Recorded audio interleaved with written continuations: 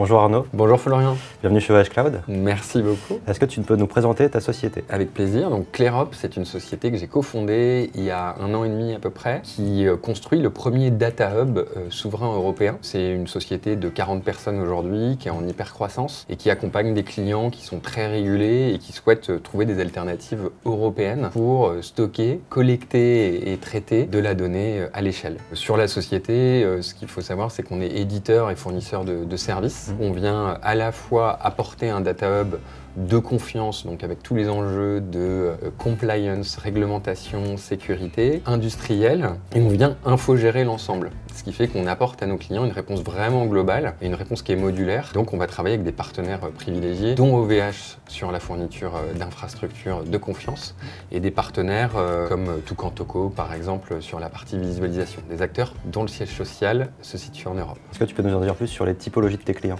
On travaille principalement aujourd'hui pour 2 secteurs. Le premier, en fait, c'est le secteur public, puisque notre premier client, c'est le ministère de la Santé. Et notre deuxième client, en fait, c'est le ministère du Tourisme, avec la délégation de services publics, qui est Atout France, pour aider l'État français à être encore plus attractif en matière de tourisme grâce à la donnée et à l'intelligence artificielle. Donc, des clients du secteur public qui se tournent de plus en plus et s'alignent avec une doctrine d'État, qui est la doctrine du cloud au centre et du cloud de confiance. Donc, naturellement, ils cherchent des alternatives aux GAFAM et aux offres qui sont opérées aujourd'hui massivement sur le marché par des Américains. Et puis le deuxième secteur, c'est le secteur de la santé, parce que du coup, le ministère de la Santé, et puis il se trouve qu'avec notre expertise déjà dans le domaine de la santé, on arrive à reproduire les mêmes mécanismes et la même offre pour des acteurs type établissement de santé, type acteurs de laboratoires publics et privés dans le domaine de la santé. Et donc face à toutes ces attentes, qu'est-ce que vous attendez d'un fournisseur de cloud? Déjà, on attend que le fournisseur de cloud partage notre mission qui est de valoriser un écosystème de solutions européennes, industrielles, donc je dis bien industrielles, donc des solutions qui vont être pérennes. Parfois on l'appelle deep tech, mais ce qu'on a besoin de prouver à nos clients, c'est qu'avec OVH, avec un fournisseur de cloud, on va être en capacité à la fois de lui apporter ce qu'il attend en matière d'excellence industrielle. Donc très souvent, en fait, on vient comparer, et c'est bien naturel quand on achète quelque chose, on compare toujours toutes les options. Nous, notre enjeu, c'est d'amener avec OVH l'excellence industrielle qui est attendue en matière de plateforme as a service, voire même pour simplifier, software as a service sur la data, mais en montrant que, oui, on va retrouver l'ensemble des services managés par ClearUp qui permettent un grand compte public ou privé de bénéficier en fait d'une infrastructure industrielle, donc qui passe à l'échelle, qui bénéficie en fait de l'adaptabilité du cloud, mais surtout en fait qu'on le fasse avec une logique de certification et démarche qualité qui permettent à nos clients de les dérisquer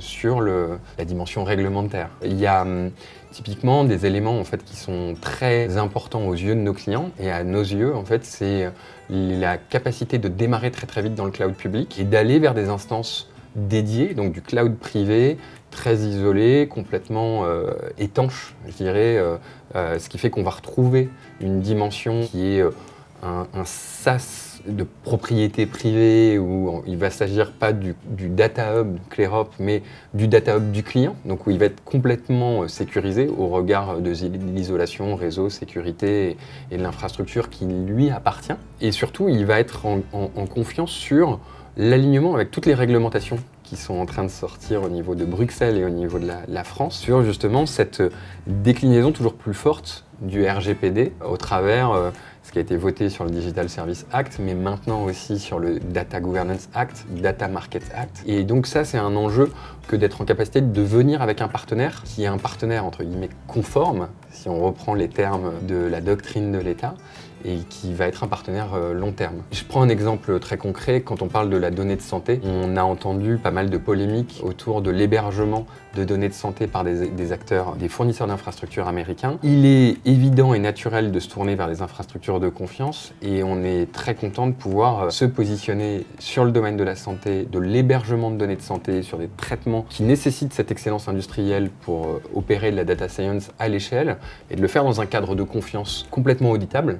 avec le bon niveau de certification. Et OVH, c'est nous accompagner sur la panoplie des services. En parlant d'infrastructure, tu peux nous en dire plus sur les services que vous utilisez aujourd'hui chez OVH Cloud? Alors déjà, on utilise l'offre cloud public. On a la chance aujourd'hui de bénéficier de 2 programmes en fait, d'accompagnement côté OVH. Le premier, c'est le Startup Programme. Dans ce cadre-là, on a naturellement en fait, des crédits qui vont nous permettre de connaître sur le bout des doigts en fait, l'offre et les services d'OVH dans un cadre qu'on va dire de lab ou de R&D où on va tester et challenger en fait, tout ce que OVH peut nous apporter comme service dans une logique qui est de construire notre produit et nos assets et de vérifier, en fait, de les éprouver sans qu'il y ait forcément de facturation client. Donc on n'est pas associé à de la facturation, donc à de la production client finale. Et à côté de ça, on a le Partner Programme qui lui nous permet d'avancer conjointement avec OVH sur un certain nombre de comptes stratégiques qui sont des ministères mais aussi des acteurs du CAC 40 et sur lesquels on va travailler avec le support d'OVH sur à la fois l'ingénierie d'affaires, mais surtout l'ingénierie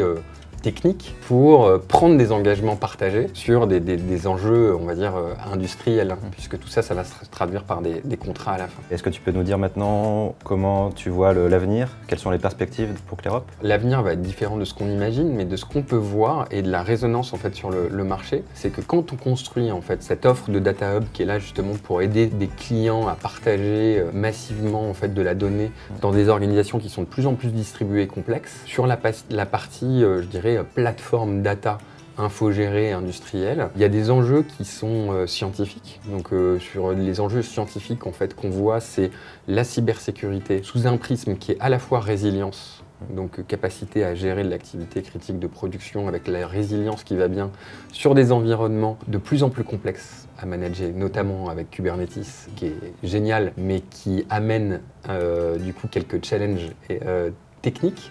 Et donc, il faut qu'on puisse se positionner là-dessus. Donc, il y a des enjeux sur la sécurisation de tous ces clusters Kubernetes qui sont indispensables, dont on va garantir la bonne urbanisation. Ça, c'est un point, surtout qu'on avance de plus en plus vers du multi-cloud, avec l'initiative Gaia-X, où les clients n'ont plus un seul cloud, mais bien plusieurs. On doit pouvoir interopérer des clouds US avec des clouds de confiance européens, et on va faire en sorte qu'il y en ait de plus en plus, évidemment. On a un deuxième enjeu sur la cyber, c'est qu'il y a besoin de tiers de confiance. Donc, ça nécessite aussi d'aller chercher des expertises. Donc nous, on est aussi présents au Cybercampus et de travailler conjointement à la fois avec OVH, mais aussi avec des fournisseurs de confiance qui ne peuvent être que des tiers qui vont venir auditer l'intégralité des data hubs, infrastructures et plateformes as a service jusqu'aux produits data qu'on va retrouver en fait au niveau des usages. Et puis, si je raisonne indépendamment de ces axes un peu plus edge, cloud, hybridation, Kubernetes et cyber, il est européen.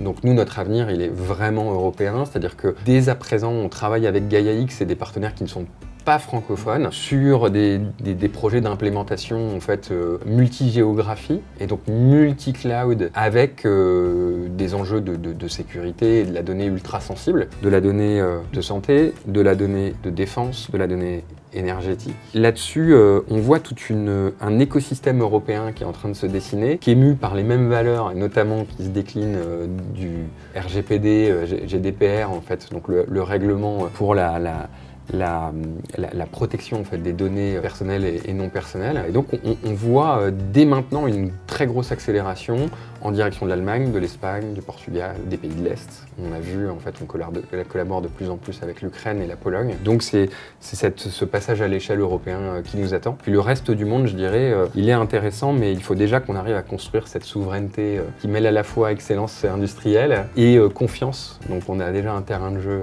intéressant qui nous attend au niveau européen. Bravo. Merci Arnaud. Merci beaucoup.